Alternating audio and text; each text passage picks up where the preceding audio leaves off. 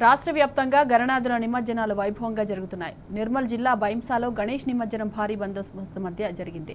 శోభయాత్రలో ఎలాంటి అవాంఛనీయ సంఘటనలు జరగకుండా పోలీసులు భారీ బందోబస్తు ఏర్పాటు చేశారు. మొత్తం 600 మంది పోలీసులతో సమస్యాత్మక ప్రాంతాలలో నిఘా పెట్టినట్లు ఎస్పీ జానకి శర్మిల తెలిపారు. అదేవిధంగా పట్టణం మొత్తం సీసీ కెమెరాలతో పర్యవేక్షిస్తున్నట్లు ఎస్పీ తెలిపారు. భైంసాలో డీజేలకు అనుమతులు రద్దు చేసినట్టు చెప్పారు.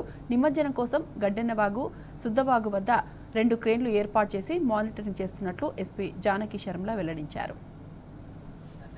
ఈరోజు కమిటీ మెంబర్స్ అందరూ వచ్చి మాకు తీసుకెళ్లడం జరుగుతుంది. ఇక్కడ నుంచి శ్రీకారం చుడుతున్నాము.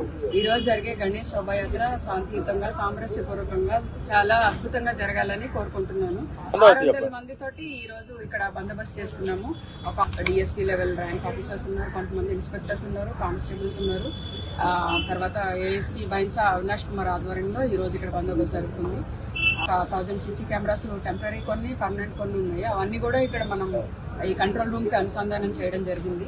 కంట్రోల్ నుంచి ఒక ఆఫీసర్ ప్రత్యేకంగా దాన్ని పర్యవేక్షిస్తూ ఉంటారు. రూట్ కూడా ఇప్పుడు ఏఎస్పీ గారితో కలిసి పరిశీలించాము.